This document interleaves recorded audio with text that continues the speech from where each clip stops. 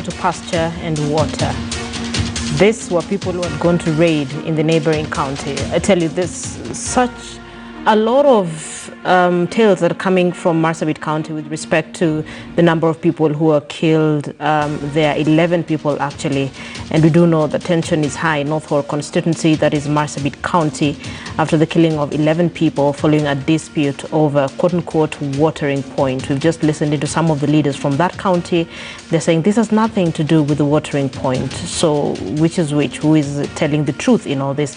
So what we also do know at this point is that 2 people were also wounded and another 4 are reported missing after the insurgents from Ethiopia hoodwinked residents of Ulan village into attending a peace meeting of a disputed pool of water, only to open fire on them. The attack came a few days after the residents of Ulan, which is 3 kilometers from Forole village, and a neighboring Ethiopian village were embroiled in a row of a livestock watering point at the border. So that is story number 1. Story number 2 is what we've just heard from the members of parliament. They're saying this has nothing to do with the watering point. So we're trying to get to the bottom of this. What exactly is happening in the county of Marsabit? And to do this, we will be speaking to Charles Owino, who's the Director of Communication Services at National Police Service.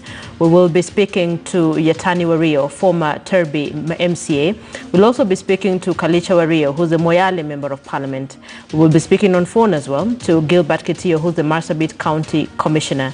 But then, just to set the record straight, we'll also be speaking to Ibrahim Karanja, our very own, who is live from Marsabit, just to tell us what has he had, what has he seen.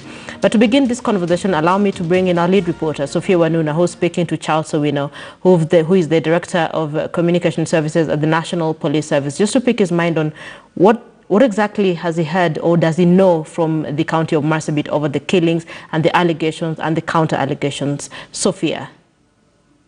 So the killings of those 11 people in Marsabit County reigniting the conversation on the violence the people in the largest county in Kenya have known for decades.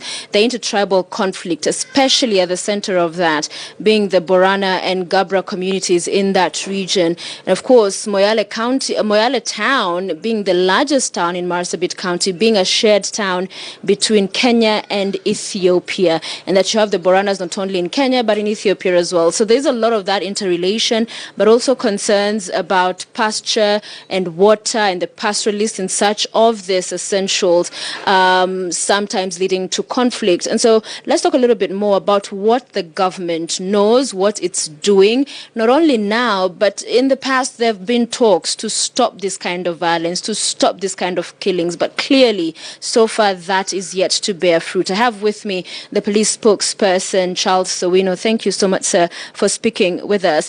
There have been different accounts of what transpired in Marsabit with these 11 deaths. Some saying that it was a peace meeting that had been planned that went bad. Others saying, no, in fact, it's the same issues over the years of pasture and seeking for watering points. What do you know?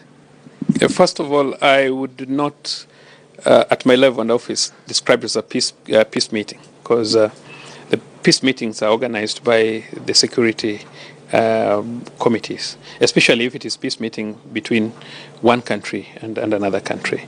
You don't undertake peacekeepings without government. But the position is that there were allegations by the Gabras who had gone to Ethiopia that they had planned to have a peace meeting for Wazees between them from Kenya and the Boranas, their neighbors in Ethiopia.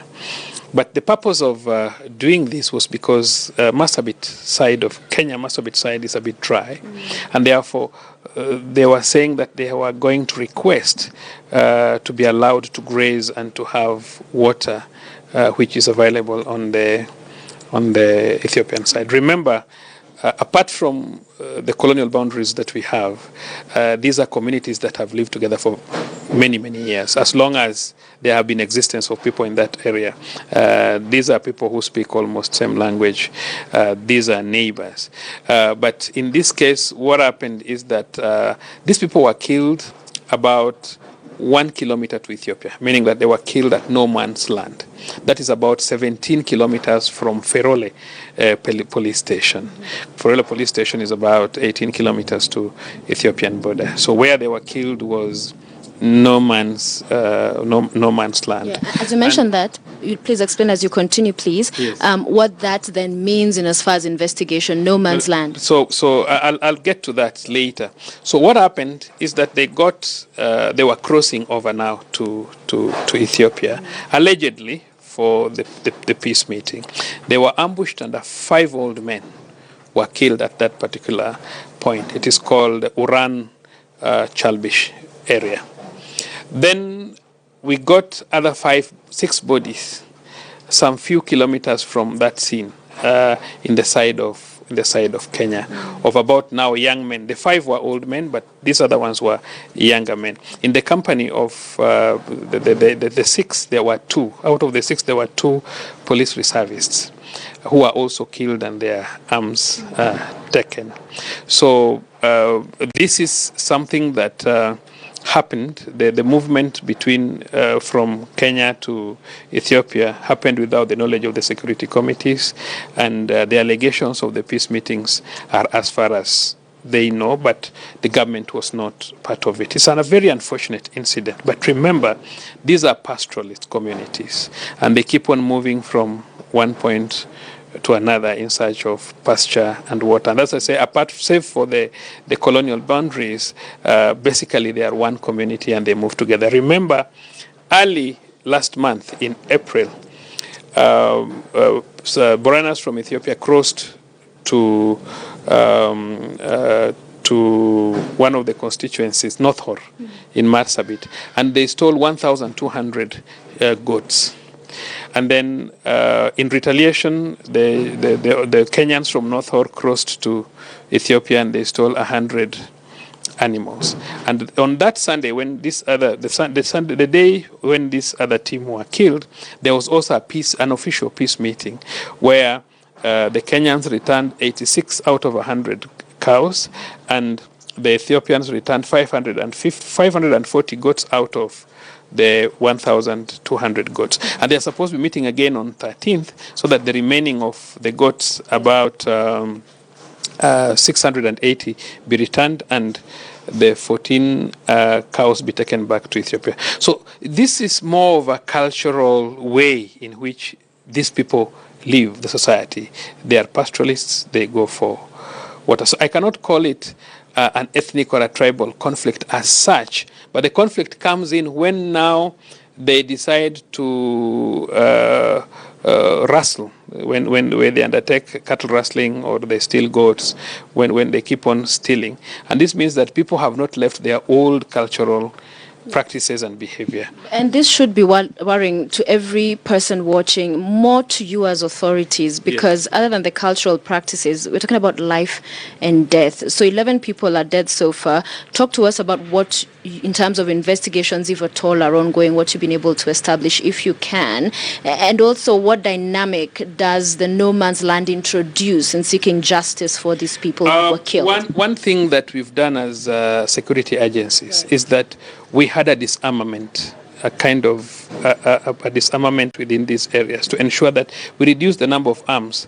When these people have a lot of arms with them, they get the strength to go and rustle, to go and steal animals. And when they go and steal animals, what happens is that they end up provoking the other group also to steal animals.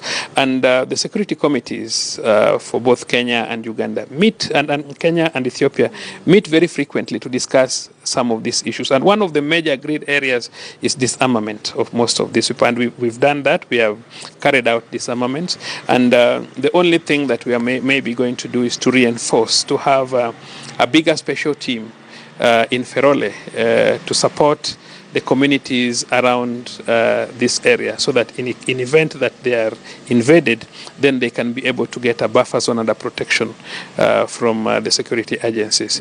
But we cannot run away from the cultural aspect. You cannot change people's culture in a day. It takes a process. It has been decades, sir. So which process, what timeline are we looking at? But before we get to that... We've done so well as a country. To the question, as a government. to the question. We've done so well as a country. More children are going to school. More schools have been constructed in these places.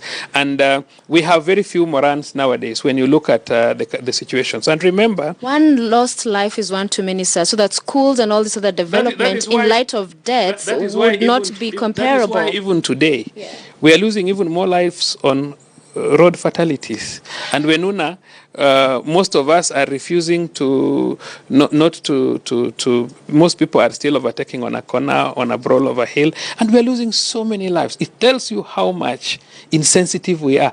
Even those of us who have gone to school and educated with PhDs, we are so insensitive because life lost in cattle rustling, life lost in a road accident is all life lost. So what I'm saying is, don't project it that the cattle rustling loss of life is more serious. All these lives are loss of life is very serious, and it is about discipline. It is about consideration on what we do. So we cannot just project on one line and say loss of lives. We lose lives here, Wenuna, and your friends, your colleagues have lost lives carelessly on the road. And that is how we are also losing lives carelessly on the way we are behaving, the way we are managing our cultural aspects. And these are two different issues. Before we continue on that note, to the question I was talking about, investigations, have those been launched? What would you tell the families of those who've lost their loved ones? Wenuna, the purpose of investigation is to establish the cause of death. We already know the cause of death. And get the culprits? We already know the cause of death, that they were shot.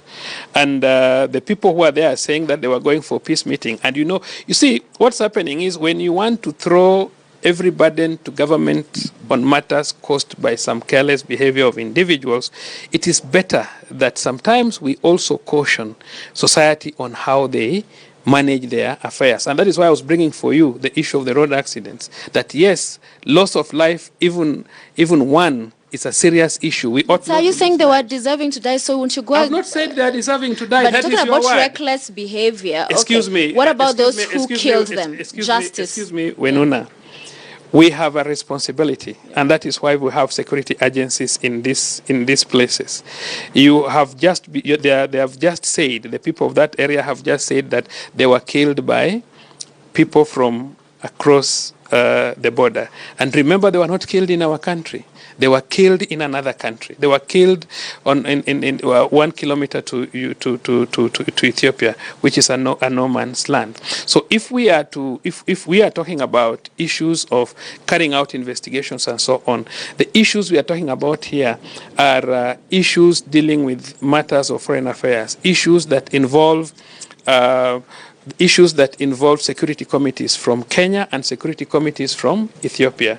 And that is as far as we go. Immediately such like issues happen, we summon both security agencies and we discuss them. But what we are saying is that you are not going to walk to your death.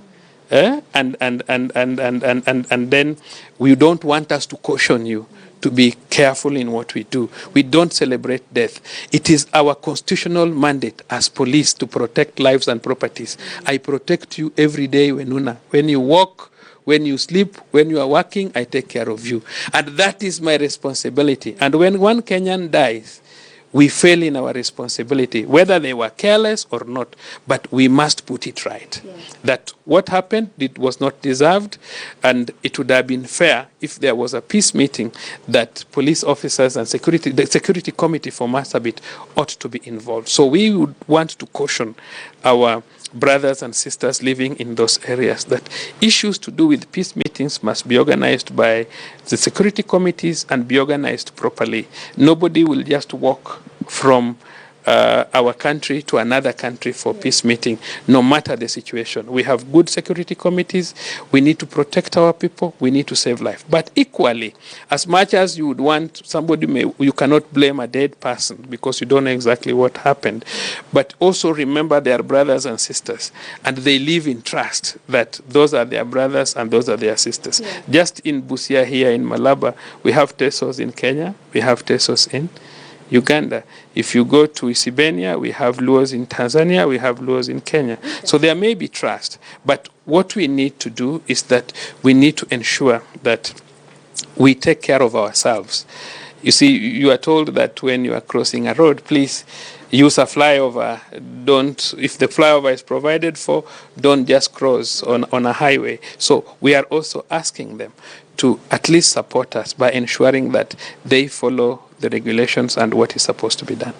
Yeah. And spokesperson, does it worry you that we keep talking about these killings year on year? In December, there was a chief that was killed attending a funeral of another person who'd been killed. Wenuna, how many times am I going to tell you? Hold on, No? I've not asked my question, sir. With due respect, I have not asked my question, so I wonder what you're responding to. Let me finish my question, Yes. because the question is this, that year on year, and true to the point you were saying, there are deaths caused by other issues. But tonight we're focusing on these killings and the kind of attacks we've been witnessing in Marsabit. There have been peace accords, there have been efforts by government, okay, the reservists in the place, arming them and making sure they're able to bring order, the local leaders. But all this appears not to be working. Well, so do we I want admit to ask you failure? also a question. No, we have not failed. I'm the one I want to ask you a question. I also want to pose a question to you. Unfortunately, you're the authority figure. I'm asking the questions. You have asked me a question, which I think is very obvious. According to you, as a journalist, in this particular case of 11 persons, where did government fail? I'm not asking about this case. I've said year on year we keep losing people. Yes. There are peace accords, there are efforts by government. We see officials from the security sector visiting the region, but we still see the same thing going on. So is it that it's impossible to deal with this kind of cases? What you need to understand is that deaths may not be stopped completely. Other several causes may bring in deaths, but when it comes to cattle rustling and the cultural aspect of pastoralism in these particular areas, you are quite aware that we cannot stop, we cannot just wake up in the morning and ask the Boranas and the Gabras to stop pastoralism, because that has been their style of life. But government has done a lot, and you know that. We have increased schools, government is doing water pans, we have increasing schools to ensure that everybody has gone to school and that we kill the number of Morans in some of these areas. We have also ensured that we have provided proper security. I can assure you, if it is not about security, we would be losing very many lives in these areas. But we have been we have not lost lives for quite some time. And in this particular case that we are talking about, our people walked on their own, crossed the border to Ethiopia for peace meeting without our support. It's a very unfortunate incident, but you know what to rate it about, so that you don't warm up today and say we are not bothered about people's lives. I've told you, and I'm still telling you, that it is our constitutional mandate as police, not even military, the National Police Service, to protect lives and properties. But all the time, you must be able to tell a child that you don't play around with a razor blade. It will cut you. That does not mean you don't care about your child. And therefore, we were also telling our brothers and sisters along the borders that they must also stop the act of cattle rustling. They must also ensure that if they want to cross for peace meetings, we must go through the normal peace agencies. We must go through our security committees, so that if we are moving from Kenya for a particular peace meeting in a particular place, then we have adequate security. But for this situation, Wenuna, you would really be unfair to security system and security committees to try to portray that we have not done our work. We have done a good job. Finally and briefly, with now devolution in place, do you feel the counties are doing enough? That now you have power closer to the people, resources as well. They're meant to be able to, now that they understand those regions better, do you think they're doing best they can to make sure these issues are handled better? Or are they the people aggravating the issues in your view? It depends on a particular case. But you are quite aware that a lot of money has gone to respective counties more than any other time before. So with a lot of money going to those counties, we have also seen a lot of work going on those counties. But what matters is priority.